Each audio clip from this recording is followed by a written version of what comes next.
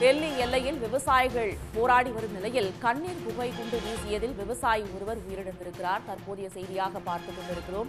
டெல்லி எல்லையில் விவசாயிகள் போராட்டத்தில் ஈடுபட்டு வருகின்றனர். இந்நிலையில் போலீசார் கண்ணீர் புகை குண்டுகளை வீசி விவசாயிகளை கலைத்து வரும் நிலையில் விவசாயி ஒருவர் உயிரிழந்திருக்கிறார். இது பற்றிய மேலும் விவரங்களை தருகிறார் நமது சிறப்பு செய்தியாளர் ராமகிருஷ்ணன். முழு விவரம். அதாவது விவசாயிகள் போராட்டத்தில் முதல் உயிர் பலி ஏற்பட்டிருக்கிறது.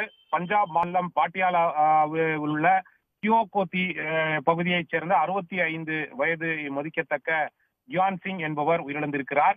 கடந்த 14ஆம் தேதி அன்று விவசாயிகள் நடத்திய போராட்டத்தின் போது விவசாயிகள் மீது கண்ணீர் புகை குண்டுகள் வீசப்பட்டிருக்கின்றன.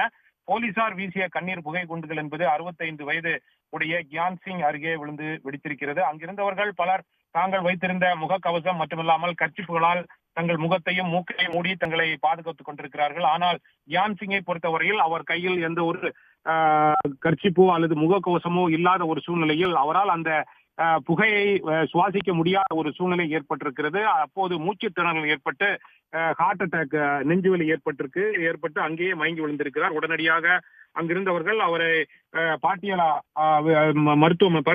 பாட்டியாலாவில் உள்ள ஒரு தனியார் மருத்துவமனைக்கு கொண்டு சென்றிருக்கிறார்கள். அவரை அழைத்து சென்று சிகிச்சைக்காக அங்கு கடந்த 2 நாட்களாக சிகிச்சை பெற்று வந்த அவர் உடல் சீராவாத காரணத்தால் இன்று காலையில் உயிரிழந்திருப்பதாக கூறப்படுகிறது. அவருடைய வயது என்பது 25 இருக்கிறது. பாட்டியாலா மாவட்டத்தை சார்ந்தவராக இருக்கிறார். இவர்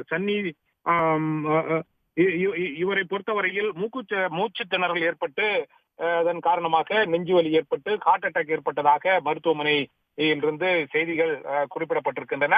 அதாவது கடந்த 2020ஆம் ஆண்டு நடைபெற்ற விவசாயிகள் முதல் போராட்டத்தின் போது என்பது ஒரு ஆண்டுக்கு மேலாக தலைநகர் டெல்லியை சுற்றி இருக்கின்ற எல்லை பகுதிகளில் நடைபெற்றது. அப்போது 700க்கும் மேற்பட்ட விவசாயிகள் பலியானார்கள். அதாவது ஏராளமான விவசாயிகள் தங்களை தற்கொலை செய்து கொண்டார்கள். அதே போன்று பல்வேறு விதமாக ஹார்ட் அட்டாக் ஏற்பட்டது, விபத்துக்கள் ஏற்பட்டதன் காரணமாக சுமார் 700க்கும் மேற்பட்ட விவசாயிகள் பலியானார்கள். ஆனால் இந்த போராட்டத்தை பொறுத்தவரையில் கடந்த 2-3 தினங்களாக தொடர்ந்து போராட்டம் நடைபெற்றுக் கொண்டிருக்கிறது. இந்த போராட்டத்தில் முதல் உயிர் பலியாக கியான் சிங் என்பவரது உயிர் சென்றிருக்கிறது. போராட்டம் என்பது தொடர்ந்து நடைபெற்றுக் கொண்டிருக்கிறது. 3 கட்ட பேச்சுவார்த்தைகள் முடிவடைந்திருக்கின்றன. மத்திய அரசு நேற்றைய தினம் நடத்திய 3வது கட்ட பேச்சுவார்த்தையும் தோல்வியில் முடிவடைந்திருக்கிறது.